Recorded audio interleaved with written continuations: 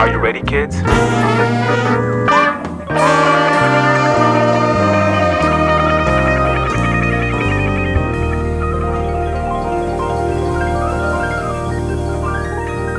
Hello, everybody, and welcome to Subject High, the only podcast on the internet with the guests who do.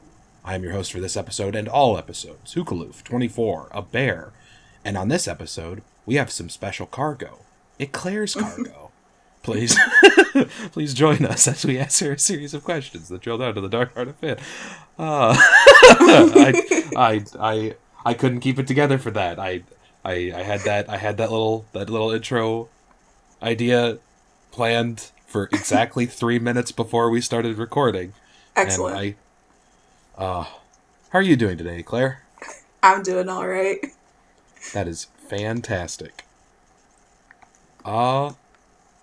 Sorry, it's been a little bit since I've recorded one of these. Oh, no problem. The world fell apart between the last one that I recorded, and I've been working through a backlog of uploads. Oh, yeah, the world really did do that, so it's totally understandable. You know, not to date this episode or anything, but the world is still not back together as it stands. Yeah, fair. But we're working through it. Yeah, we'll get there eventually. I hope. Fingers crossed. But let us begin with question time. Wow, this is way less professional than I remember it being.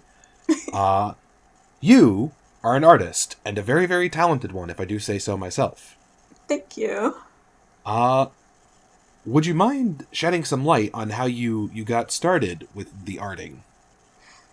Okay, well, I definitely, when I was a kid, I've been drawing for a long time, I guess, is what I'll say. I liked to make up little stories, and since writing is significantly less fun than drawing when you're like 6, I would mostly just draw them and have the stories in my head. I have a little book of illustrated stories that I would work on during church because, again, I was 6 and bored, so I would draw instead of listening. And in terms of, I mean, like, because lots of kids draw when they're young. Like, that's not, you know, I'm sure there's some kids who are like, drawing, whatever. But anyways, in terms of actually deciding I wanted to pursue art, like, to get better at mine, because I always liked drawing now and then, like, doodles and stuff, but, it wasn't until I was, just entering high school. I was 14 or 15, depending. And I got into a group on DeviantArt, a PMDE, and which was like, you know, like a mystery dungeon. You make your team, and then you participate in like the events and stuff. And that's really where I got started because I entered that with a friend of mine at the time in high school. And at first I was just writing stories. So and I should say I've been a fan of Pokemon since I was very, very young. So I can blame Pokemon for all of this. I think there's plenty of people in the community where Pokemon was their starting point, and that was very much the case for me. So I got into this group and I was writing, but I was quickly making friends with people and other writers and other artists, and I wanted to be able to engage with them on the level of also drawing like my characters and their characters and doing it on a regular basis. So that's that group is what got me into like an art community online and encouraged me to draw and to get better at drawing because I had artists there that I looked up to and was friends with, and I was inspired to get on their level, more or less. I mean, that makes sense to me.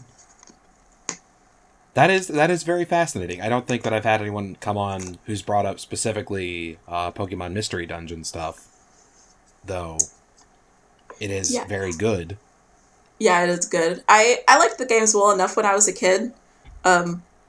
I say that I probably like very much enjoyed them, but my friend who originally recommended the group to me, she was like really into Pokemon Mystery Dungeon, and she was more online than I was at the time. She was already drawing, and she our mutual friend of ours, who's a great artist.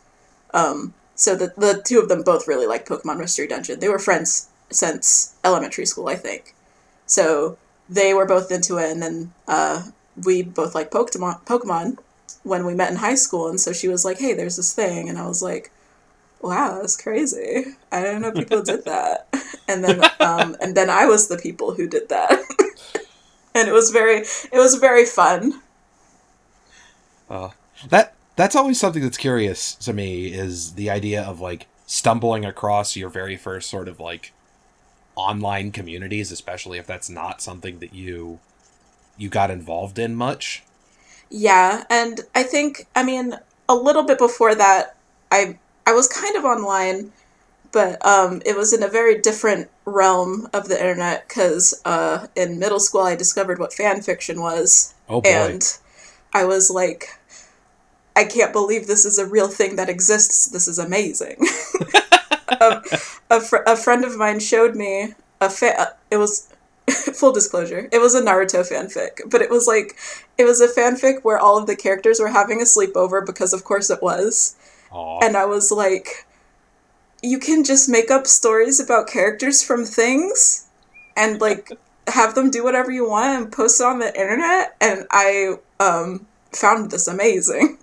And so I've been reading and writing fan fiction ever since. So I was definitely online a bit in a totally other part of the internet before I got on DeviantArt and started drawing and stuff. I don't think there's anything to be ashamed of in enjoying fan fiction, either in the past or the present or the future. Oh, yeah, absolutely not. I can't I can't vibe with people who think that fanfic is embarrassing, because it's really not. It's no different than fan art. No. Nope. It's got its own culture to it, and I think people who don't understand the appeal of fanfic for people, or like the craft that really goes behind good fanfic, I don't think those people are like able to appreciate it in the very casual way a lot of people can appreciate fan art. Because I mean, you can look at a picture like just out of the blue and be like, yeah, that's a pretty good picture. But fanfic, it's very, you have to put the time towards reading it, you know? So it's less accessible just in that way. And the community is, it varied based on fandom and stuff like that. So, you know, it's a whole other thing. I've always admired, and I don't know, I have not engaged with fan fiction in a long time, just because of time on my end, and the fact that I can't read. Don't tell anybody. But I've always had this very deep admiration for the people who are able to keep their fan fictions going for years and years through hundreds or thousands of chapters. And I don't know whether or not any of those stories are good per se, or if them being good matters. Yeah, I mean, to an extent, I think to the people writing it, a lot of the time it doesn't have to matter if it's good, because absolutely, the fanfic I was writing in middle school and in early high school was not very good. But the important part is I was having a fun time, and just like drawing art and being an amateur artist, but you keep drawing, it helps you get better at the craft. Because I mean, I was writing fanfic since I started middle school, and then in my 8th grade year, I decided I wanted to be a writer, because I liked writing and reading so much. I wanted to write a book. And I lived in Jacksonville, Florida at the time, and there's a school there called Douglas Anderson School of the Arts. And you have to audition to get in. You pick a major, like an art major, and then you audition. And I got in for writing, and I'm certain I wouldn't have been able to make a nice enough portfolio to be accepted if I hadn't been writing fanfic for a few years beforehand, and gotten to that level that was passable, where they saw any sort of like, in looking back on the stuff I submitted, I'm like, what is this? What was I doing and what were they thinking? But I'm very glad. I had a great experience at that school and I learned a lot. Ironically enough, I came out of it wanting to be an artist instead of a writer. Sometimes life takes you down strange paths. Yeah. But I wouldn't trade the experience for anything. No, it sounds downright wonderful. Although you've got me thinking of all the terrible, terrible things that I used to write when I was in middle school. We don't have a filter, and we don't have a metric for what's good quality. It's fine. You gotta get all of the air quotes bad, embarrassing stuff out first. Yeah, that's the key to any sort of creative craft, is that when you get started, or anything in general, like even non-creative things like doing your taxes, I imagine the first time you give it a shot, you'll probably be pretty bad at it. Oh, yeah. Oof, yeah. I bring that up recently because I only just yesterday found out that I forgot to submit my taxes, like the final one, and I was 2 weeks late. No. And so, oh no. Worst case scenario, this will be the last episode of this podcast before I get audited and have to declare all my furry dollars to the IRS. No, I hope that doesn't happen. I'm sure that won't be the case. I don't make enough money to justify an audit. I know, right? And this year, because they pushed it back because of, the world being on fire. But even then, I had a whole extra month to do my taxes. And I still waited till like the week before to actually finish them up and submit it.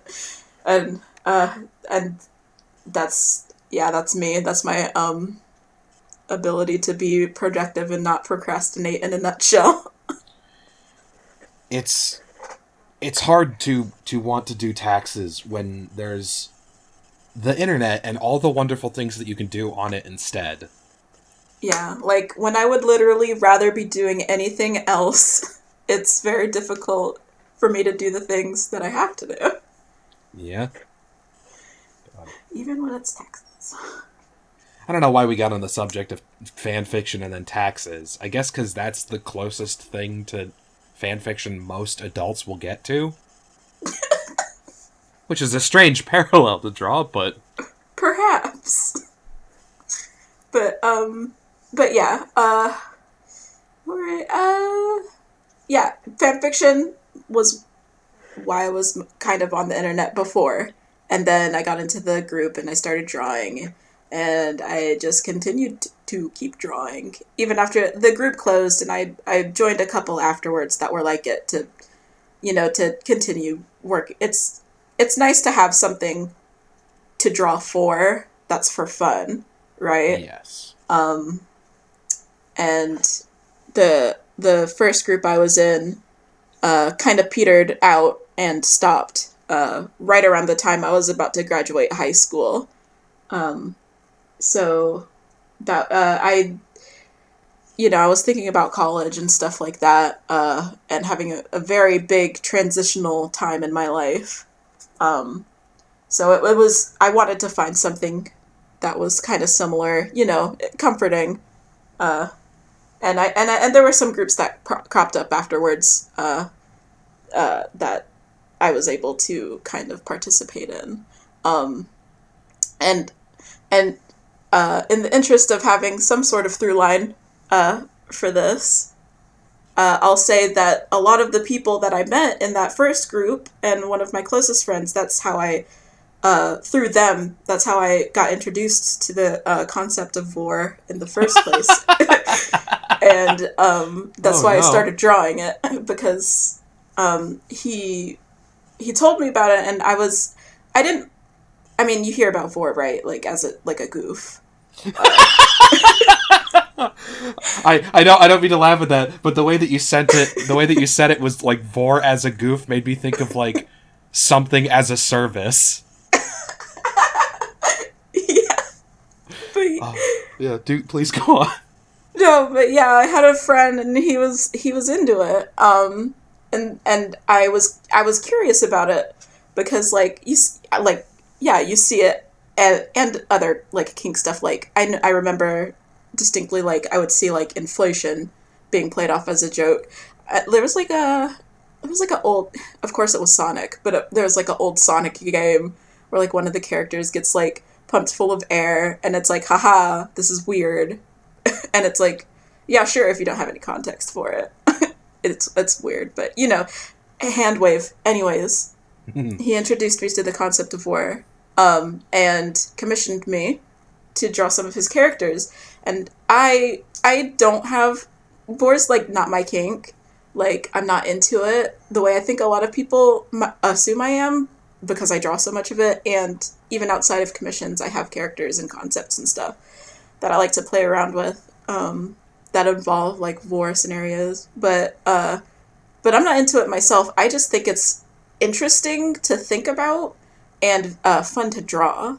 So I did that commission for him for fun, and then I realized that people will pay you money, a lot of money actually, to draw vor and also a kink art in general. And I was like, I'm comfortable doing this, and I need money. I think I see a viable thing to do with this information. And that's how Eclair's collection started. I think that is entirely reasonable, and you are not the only person who I've talked to has been like, yeah, I don't really like vor. I just draw it because people will pay me a lot of money to do it. Listen, yeah, and like, and there is stuff I do like about vor because I definitely have like an oral fixation myself. I love food. I love eating. I like thinking about food and thinking about eating. And like mouth stuff, I guess. So that's definitely an aspect of war that appealed to me, at least conceptually, going in. Over the years, talking to more people and making more friends who like it in lots of different ways, it's definitely like because this is what I really enjoy about like kink art and like just the community in general is like just the way that you can interpret this kind of stuff in so many interesting and different ways. Like a lot of people like kink not for like the sexual aspect of it, which if you do, obviously like that's cool and fine. Like we're out here being creatures, I guess. But and like I mean, even if like vor isn't my like kink, like I have my own kinks. They're just like over there. It's mostly I read a lot of fan fiction, and I write a lot of like erotic fan fiction. I'm over here. I'm being a creature. Like I get it. But a lot of people like kinks not for the sexual aspect, but just for like the concepts or like the emotions and the dynamics behind it. And that's a large reason of why I enjoy drawing it and engaging with the community. Even if I'm not like capital I into it, I'm like into it though. Like I think it's really cool to make characters and scenarios and like play around with those pieces because it's like it's just it's like a lot different than like more conventional methods of like explore like storytelling and like it's a big varied subject. I just think it's very interesting. I love making characters with like kink concepts in mind. Like, oh, I don't have a character for hypnosis yet. Let's make a character with that being like their central thing. It's a ton of fun. I think it's a very fun space to play in. Yeah, I definitely get that, and there's a lot of kinks out there that I would not say I'm into with a capital I as well, but I'll see it depicted in a certain way, or a certain artist who's clearly passionate about it or has some skin in the game, and I'd be like, you know what, I can get into that. Yeah.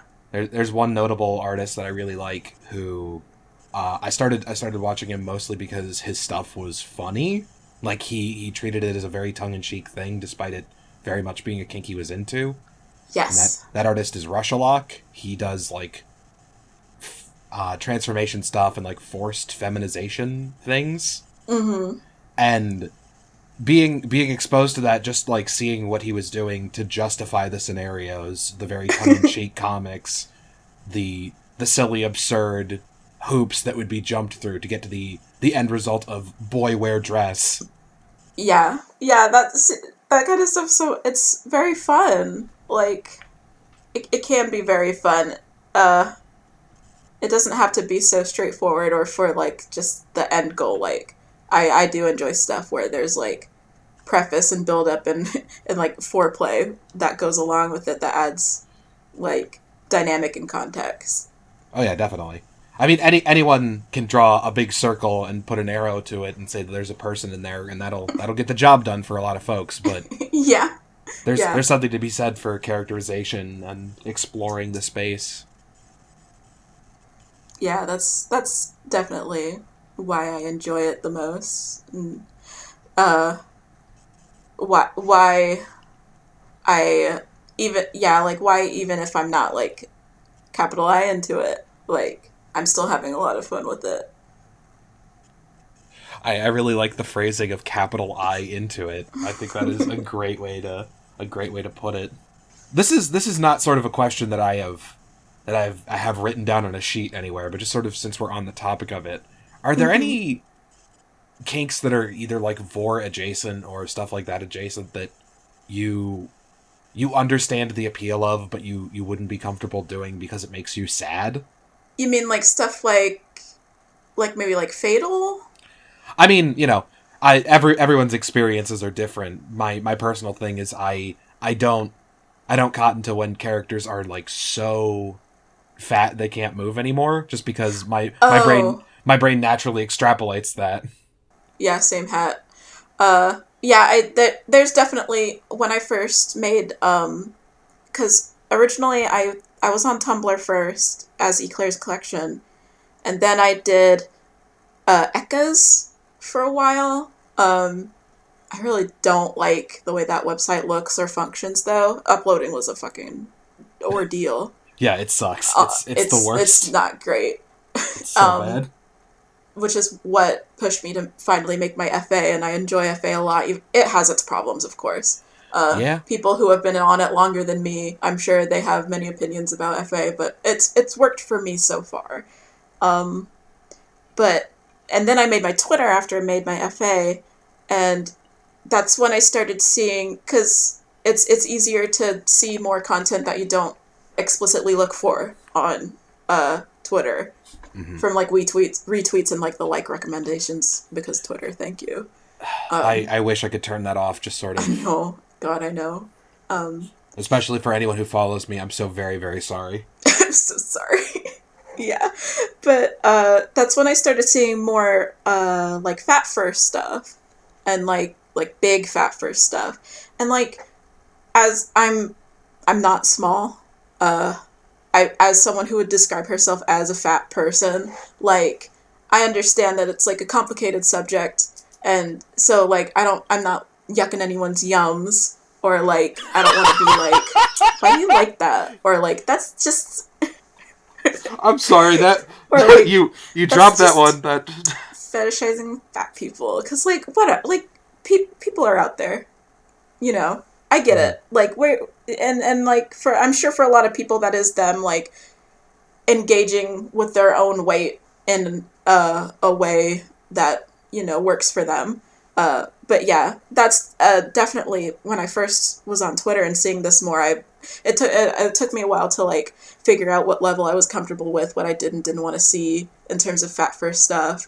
What you described where it's, like, so big they can't move. I understand the appeal of that sort of thing. And definitely there's some artists who draw it where, like, I very much understand the appeal of it aesthetically, like when it's, like, really big and soft. I think for me, it's easier to, pun unintended, but it's easier to digest when I when have it's so much trouble believing that pun's unintended, but I was literally going to say, and I had to stop and like decide if this was the path I wanted to walk down. But it was easier for me to engage with stuff where it wasn't like calling them like mean names or like demonstrating them being like super sloppy or like just kind of like exacerbating the things about being overweight that I would think, like, I would imagine it being in, like, a PSA for skinny people to be like, you don't want to be like this. Like, but again, people like their things for their reasons. That's just an example of, something adjacent that I, definitely have my limits on. And there's other stuff too. If I could come up with this example of them, I would mention it. But for now, I'm just going to take a sip of my water. I think that's totally fine. I've had a similar sort of question internally of when I see I'm all for body positivity. Depict all shapes and sizes in your art, whatever you're comfortable with. But absolutely.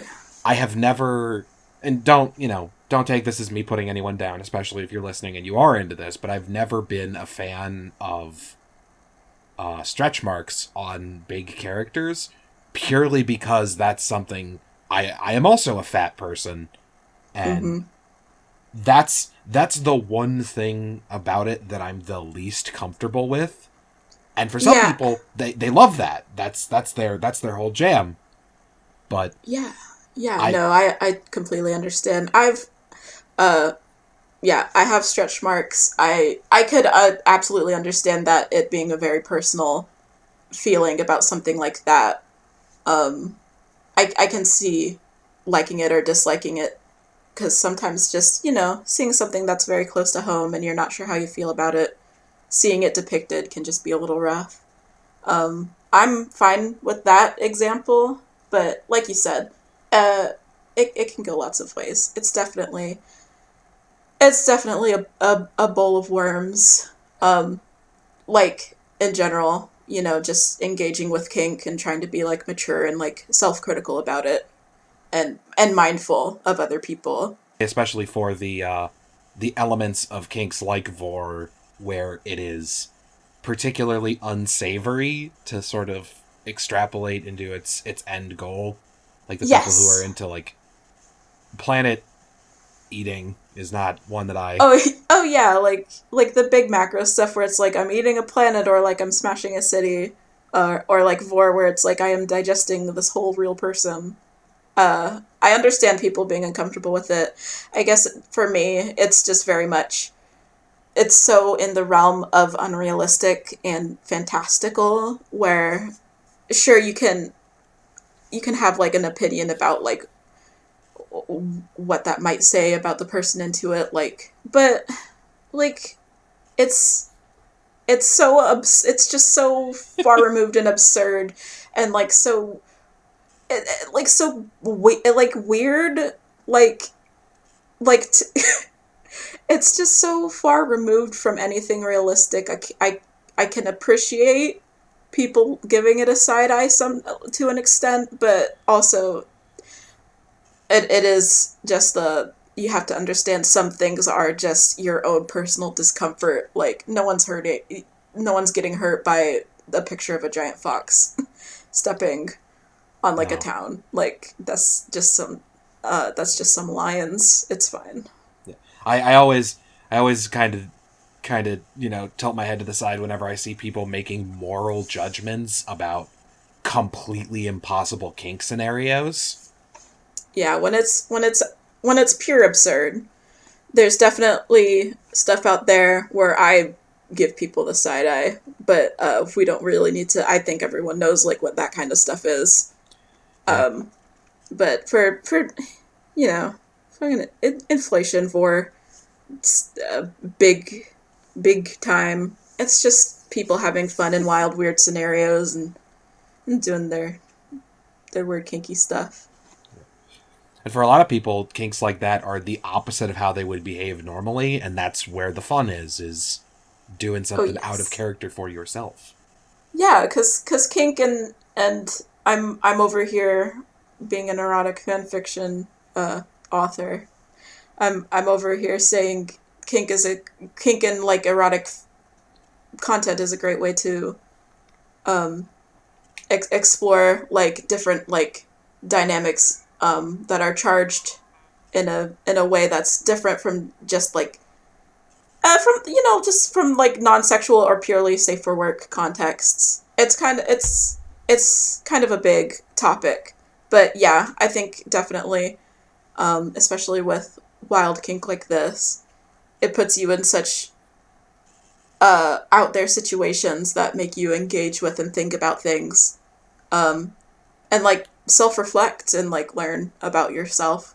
Because I mean, obviously, the furry community, just by nature of being like uh, a largely sex positive and like body positive and like queer inclusive community, it definitely encourages you to explore yourself in a lot of different ways.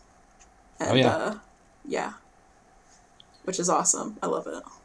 it's great. Though, sort of on the topic of the fandom, Mm, this is something that I usually ask, and believe it or not, most people have the answer of no, none of this has happened to me before. But mm, the podcast name is Subject High, and it is based off of those notes that you get on FA that are very, yeah. we'll say tone deaf. We'll be polite because I don't even the people who are sending these things, I don't want to make fun of them. I don't think they're like bad people or obnoxious or No, anything. yeah, yeah. Have you had any interactions like that you would be okay with talking about as a learning tool for people? I would say largely no, and I'm very thankful for that. Um, Excellent. the only instance I can think of where I received a message from someone that got kind of stuck in my craw because I was just like, come on, was back on Ekkas. There was a time I was still figuring out how I wanted to price my work. Um, and I made a post that was like, I'm probably going to be opening commissions soon, but please keep in mind I'm probably going to be updating my prices and like making this and that like more expensive. But if you're interested in being up on the queue, like for me to talk to you about a future commission, you can contact me and I'll put you on my queue and then we can talk about it at the time.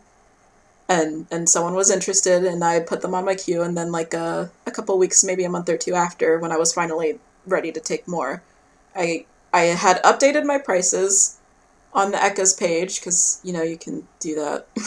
Mhm. And I contacted them again, and when their reply was like, they were like basically mad at me for changing the prices and like like agreeing.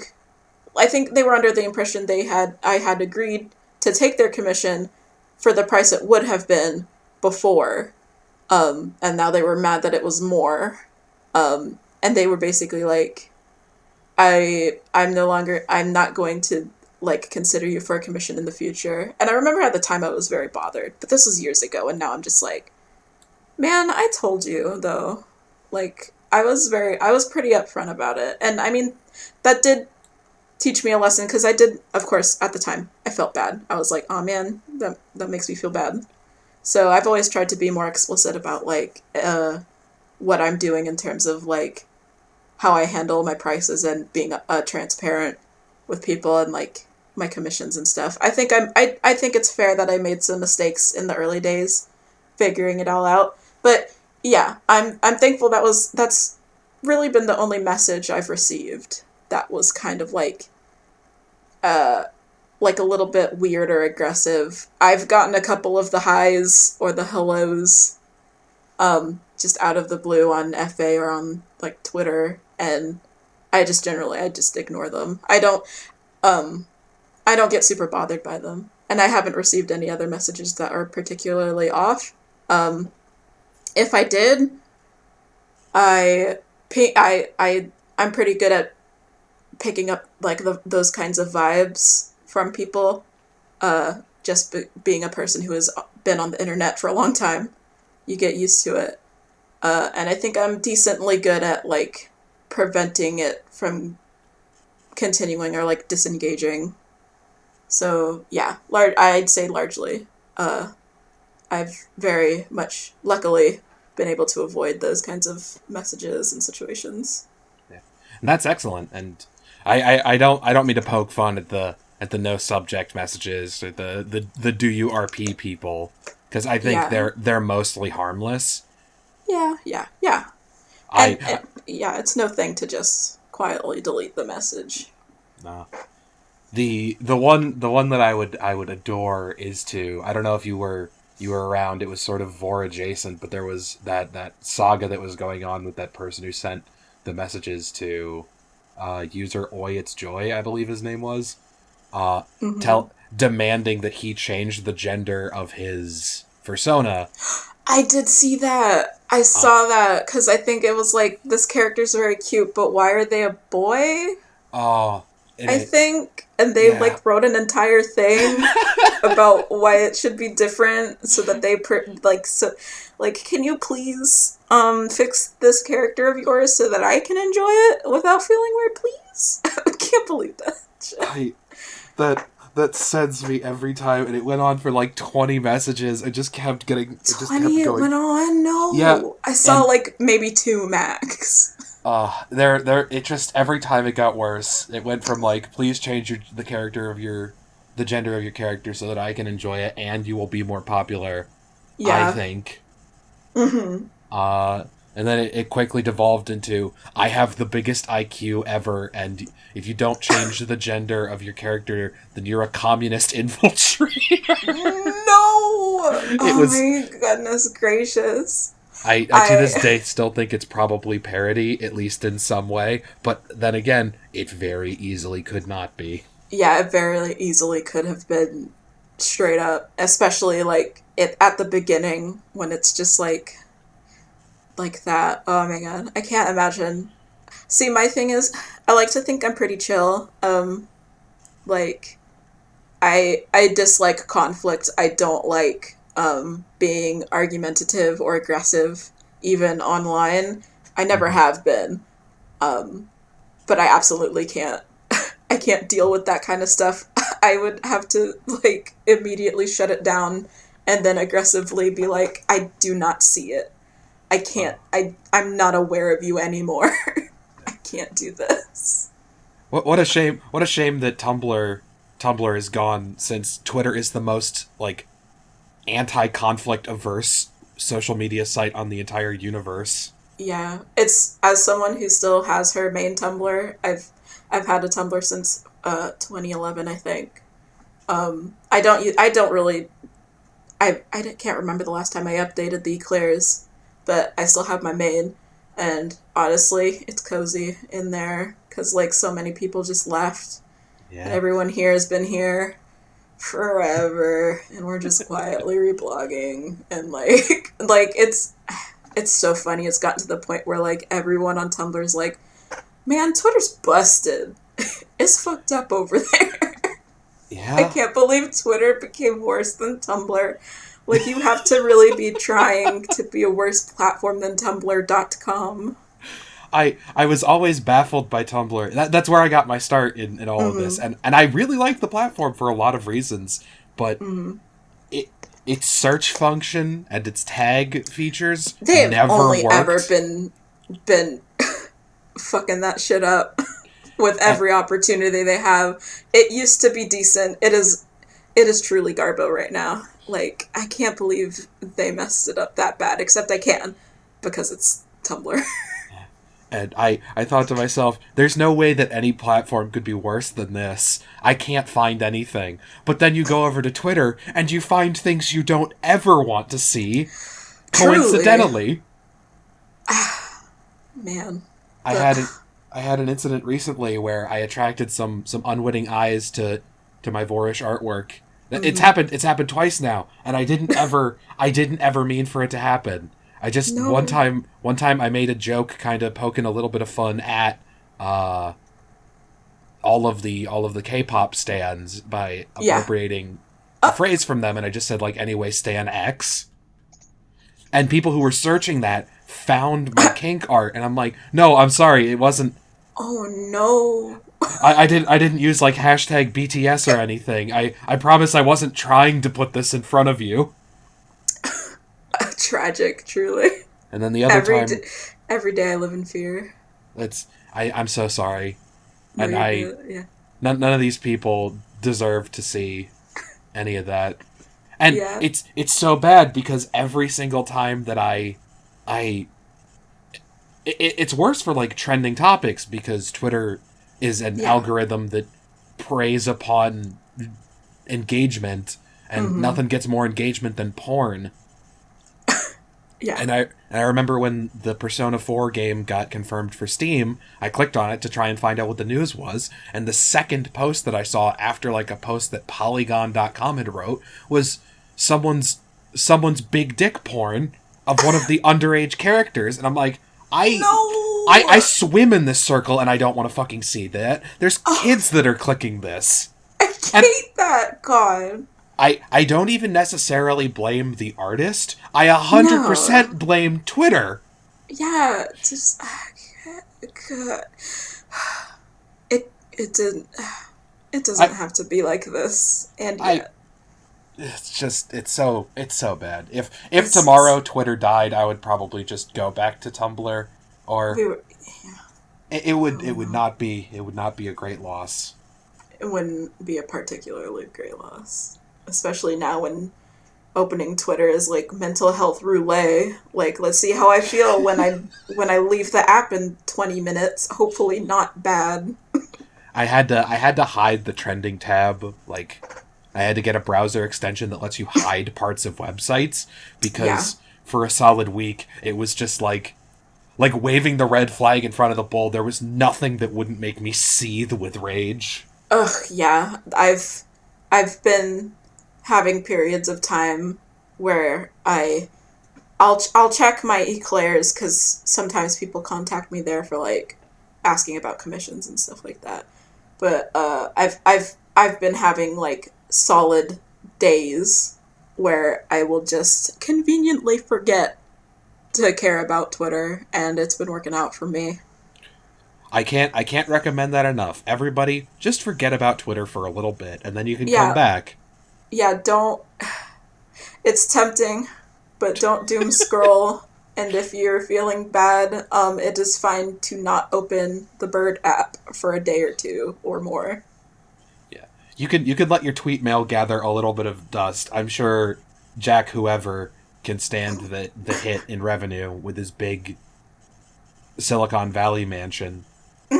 Yeah, you're not missing much. And head on over to Facebook instead. Ugh. No, I'm so glad I never got into using Facebook. I really dodged the bullet there. That was where I more or less got my start, but it was not something I chose.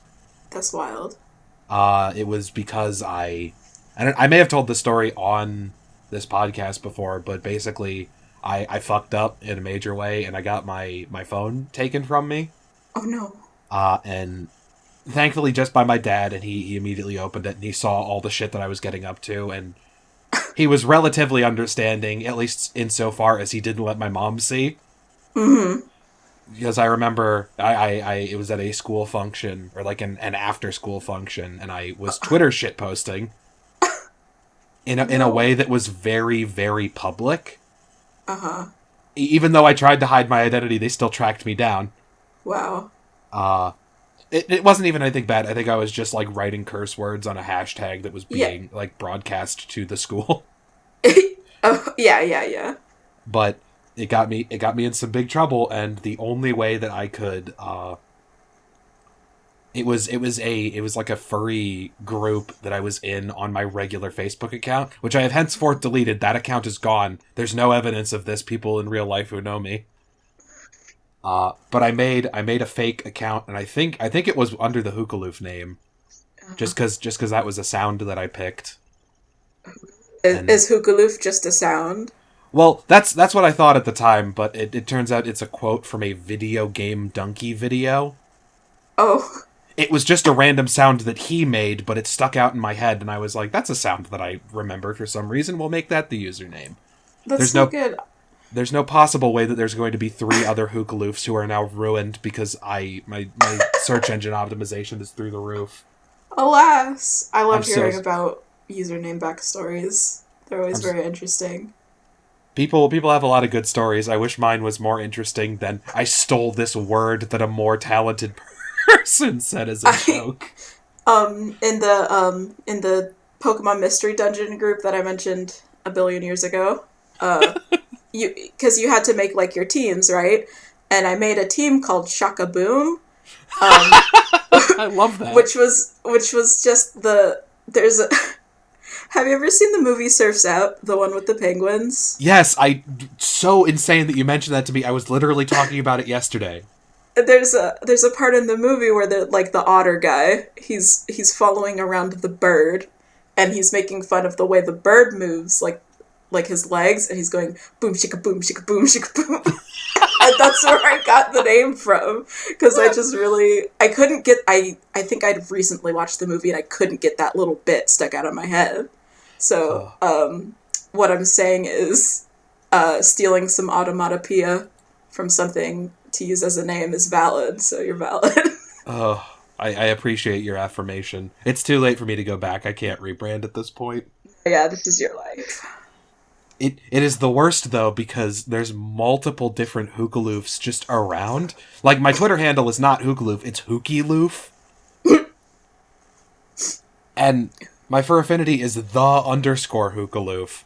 And there's 3 people on Twitch who have this exact same username or variants of it.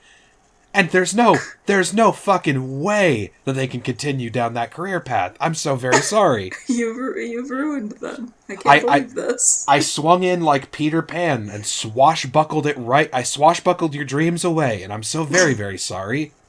Oh no, that's so funny. If you'd like to capitalize on my brand and start being horny, I guess I could promote you, but brothers in arms. Yeah, if you're listening to this, and I don't know why you would be, other Hookaloofs of the internet, I apologize. That is slightly off topic. Although, on the topic of, I don't know if this will make it into the podcast, but it's just on my mind. You mentioned Surf's Up. Do you want to see a Buck Wild thing that Sony Animation posted for Pride Month that involved Surf's Up? Yes. I'm going to send it to you right now. And this might make it in, so I'll describe the picture to it. But it is it is a picture with a little soft rainbow gradient background that says embrace everyone. And it has on it the sexy lady deer from Open Season, and the little wiener dog in a turtleneck sweater from Open Season, and the lady penguin from Surf's Up. And I can only take from this post to mean that those 3 characters are LGBT in some fashion. Yeah. Wow, I can't believe it. I did see this, and I think my favorite part about it is 2 of the characters being from Open Season. Like, they didn't do like a character from 3 different franchises. They were like, we're really going to retroactively imply that 2 of our characters from the hit movie Open Season, you know, the one with the bear and the Ashton Kutcher deer. I think he was the one who voiced the buck in there. Oh my god, you just absolutely rocketed that to the front of my brain. I hadn't thought about that in so long. Listen, I recently rewatched that movie with my partner, and it gave me a lot of thoughts. It made me think a lot about responsibility.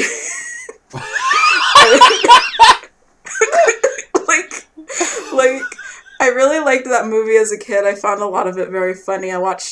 Because it was one of those movies that, like, Cartoon Network would play all the time. Yes. You know, back when the kids' channels would play movies all the time. So I watched a lot of Open Season, and then watching it again after years of being away is like, is this movie trying to teach me about, like, personal responsibility, and, like, I'm responsible for myself, but I'm also responsible for, like, how I treat my friend? Like, what is this? What is this? You're making me think? Open Season? The movie from, I think, 2009. That does raise the question of none of the movies featured in that Sony animation meme are past the year 2010. So yeah, like, why are they all old ones? Like, didn't Sony do Enter the Spider-Verse? They really did. They could have done someone from there. They were like, it's okay if our, like, decades-old characters are retroactively queer. Like, this old and busted lady deer.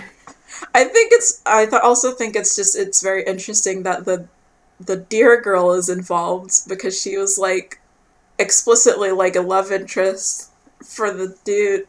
It's just like, okay, she's bi now, I guess. Good for her. I'm proud of her. I'm so proud of her. It's good that, like, open season at least made you think, because there's a lot of, like, those Cartoon Network movies that I have gone back and entertained being like, I wonder if this is still good. I'm looking at you, Grandma Got Run Over by a Reindeer. Oh my god. That do the opposite of make you think, that you go back and watch as an adult and you go, why did this get made? Who made this? Yeah, this is, like, so cash grabby, like no substance. It's just some shit you watch when you're a kid because you're, like, 12 and you'll like eat anything. Yeah. Though people who talk to me very often have probably gotten sick of me quoting Grandma Got Run Over by a Reindeer because since I watched it, there's one joke. There is a funny joke in that movie. It's the one where Grandpa says, I'd rather sing, and then sings a song. Oh, yeah! He's being pressured to sign some legal document, and the cousin rude woman, I don't remember her name. Yeah. He's like, sign it, and he goes, sing? And she goes, no, sign. And he goes, I'd rather sing. And then he does this. That's me. That's me when someone's like, can you please do this boring work? And I'm like, I'd rather sing. I have been saying, I'd rather sing in voice calls for like a month and a half. It's not even close to Christmas. I'm so sorry. It's such a good joke. It's so good. It's peak comedy is when you can get like an old reference that no one is going to pick up on, and you're like, this is my vernacular now. I'm going to torture all of my friends with this. I'm taking it back from Grandma Got Run Over by a Reindeer. You have to reclaim it. The joke. The one joke. You have to save it. I can't let it shrivel on the vine. This delicious joke needs to be carried forward into the future. We can save it. That was something that I got raised with my dad, is he would quote movies that I had never seen to me as if I should know the reference. And one of the quotes is I got jobs in high school during the summer break. Every single day I would leave for work, he would say the quote to me, "Lord loves a workin' man, don't trust Whitey." Which is a quote from the movie The Jerk. Uh-huh. Which is one of those examples of movies where you watch it and you're like, this is funny, but I can understand why maybe it is not like a classic. Oh, yeah. And for reference, I'm white and my dad is white, and the character that line is said to in the movie is white. Okay. And I was told that quote so many times that it just is drilled into my brain. And it's like, Dad, I never watched this film. You never showed it to me. You never thought that I would want to see it. You never thought to, show it to me. But that's you really liked funny. That quote, so you just said it every day. And that's the kind of person I became. So it's so funny being young and seeing, because, they'll put, references and jokes in cartoons, and if it's a good reference, even if you don't get it, you'll be like, haha, that's funny. But sometimes they're just so odd and surreal. There's one specifically that I remember from The Grim Adventures of Billy and Mandy, where it references the Once in a Lifetime, where it's like Grim is having a dream, and he's like, wait a second, this is not my beautiful house. This is not my beautiful wife. And then he wakes up to Billy, who's like, same as it ever was. And I thought that joke was really funny when I was a kid, but it also made me feel kind of weird, because, like, even though I didn't know it was a reference, like, I could tell that it was, like, there was a level of the joke that I didn't understand. And then years later, I heard the song, and I was like, that's the thing for Billy and Mandy! That's the thing that they said for Billy and Mandy, that's it! Oh, wow. Yeah, that's a deep pull. The Grim Adventures of Billy and Mandy. It really got me. It was like, you're gonna be thinking about this for the rest of your life, and I was like, all right. Oh. That era of cartoons in particular had a lot of like referential jokes of that nature that that either could land or couldn't land, or had more levels to them than you expected. Yeah, definitely. Like the original Foster's Home for Imaginary Friends movie, when they were showing off all the wacky imaginary friends, I remember Wilt pointed out, he was like, there's tall ones, small ones, and, you know, yada yada adjectives, and then unimaginative ones, and it just showed Mojo Jojo. Yeah.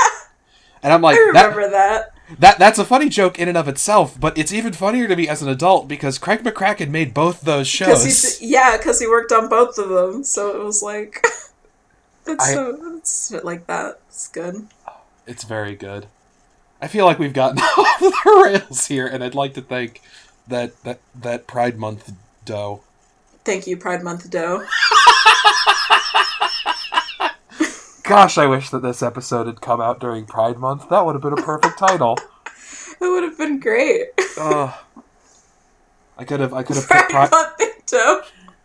Yeah, just episode 14 or whatever. Thank you, Pride Month dough. Amazing. Excellent. I could have put Pride Month in the title on YouTube, and then they would have demonetized it. Oh my god. Because YouTube's terrible too. We're surrounded. I'm keeping my fingers crossed that what's it even called? Pillow Fort? Oh yeah, I think people are starting to. I have a Pillow Fort account. I just never use it because no one's over there. But people are starting to use it more, I think. Good. I wish them the Godspeed of luck. If you could just provide me Tumblr with a working search function, I'll open hand toss my Twitter into the garbage in an instant. I think as soon as Pillow Fort does what the Xkit extension for Tumblr does, which is let you quick tag and quick reblog things, once they integrate something like that, I think people will. I mean, certainly me. I will be over there. Also, they don't have they have a like system, but it doesn't work the same way that the Tumblr one does, where you can like reference back to what you like. They have likes, but it's like a kudos system. So once they add bookmarks too, I think a lot of people were talking about how they would like bookmarks so that you can like bookmark a post for later versus liking it so the person gets the like. I think that would be really good to have. So it's on its way. I'm wishing it luck. I'm hoping that it spruces itself up enough to become more popular, because it has a lot of potential, and I think the people behind it so far are definitely interested in having like a good platform. So fingers crossed. Yeah. I'm very hopeful. Lord knows I'm looking for any alternatives. I can't do Twitter anymore without me, putting the blinders on to try and hide the Twitter from it. Yeah. And for Affinity, it's a coin toss whether or not they're being DDoSed on any given day. Yeah. And Ekka's Portal is a website from... I don't like to look at it. It's from the early 90s, and it's full of pedophiles, so I don't want to go there either. I pretend not to see it.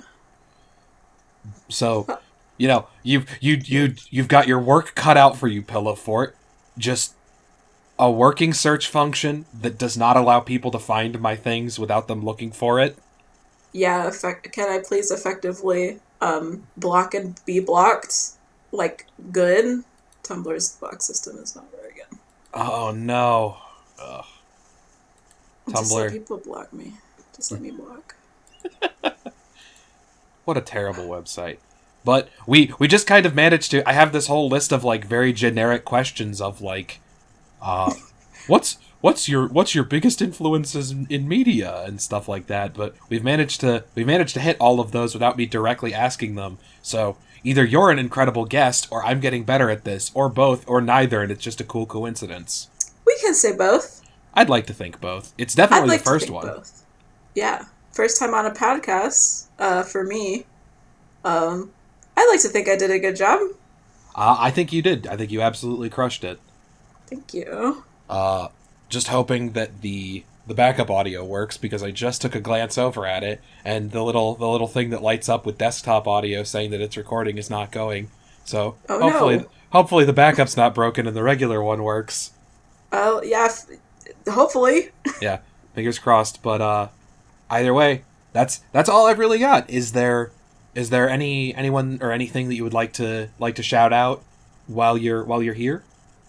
Yes. I will say shout out to all of my patrons who are supporting me on Patreon. On both my Patreons, I have two. Damn.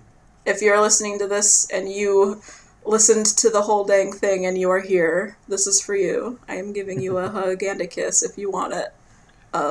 Thank you for supporting me and being nice and being cool. I have some great people who support me, and I really appreciate them a lot.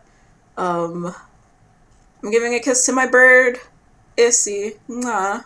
I love you. And shout out to Pokemon for ruining my life. And shout out to fanfiction for double ruining my life. And I think that's it. I think that's great. I will make sure to link your Patreon and your various websites when this does in fact get uploaded. In the event that you are familiar with my stuff and not familiar with Eclair, that is a shame, because she does incredible work, and you should definitely follow her and commission her and donate on Patreon and all that goodness. Yes, please, and thank you. I would like to give a shout out to my editor, Huckleberry Blue. He has been super duper busy with trying to get into college recently. Mm-hmm. He's already in college, but he's going to a better college. So nice. I don't necessarily know if it's going to be him or me editing this one. If it's him, it'll be a lot funnier and a lot better edited. Well, I wish whoever does it, I wish you luck with this. Yeah. If you want to follow me, I've dropped my various Hukaloof disaster names in this podcast. You can track it down. In the event that you've seen my podcast and don't know who I am, which feels buck wild, but you never know. Shout out to the one hateful YouTube comment that I've gotten thus far. You were really cool. You seemed confused, and you like capitalized every word like a Homestuck character. So excellent. You're dope. If you in fact are a Homestuck troll, that's cool. I'm glad that you picked me. That's all I've got. This has been Subject High, the only podcast on the internet with the guests who do. And I hope you have a great day.